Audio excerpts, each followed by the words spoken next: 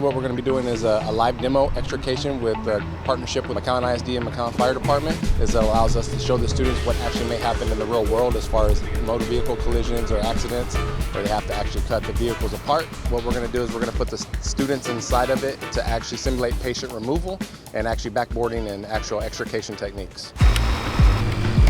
The fire department works mostly with the vehicle part of it. We're there to help them with the medical aspect of it all. But you know, we both go hand in hand, we help each other, and it's just a matter of getting them out safely.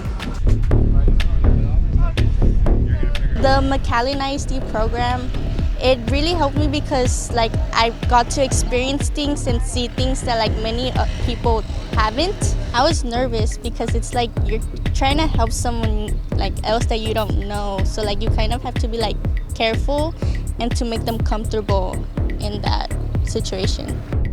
So it's like with anything, we get them trained up so when they come up to a situation like this, they don't just freeze and I don't know what to do. So the more we can expose them out to this and give them pointers of what to do, what to look out for, hopefully they'll keep it in the back of their mind so when they get out there, they'll perform that much better, get some real life experience. We could talk about it in class. Talking about it in class is not exactly the same thing as actually doing it in real life.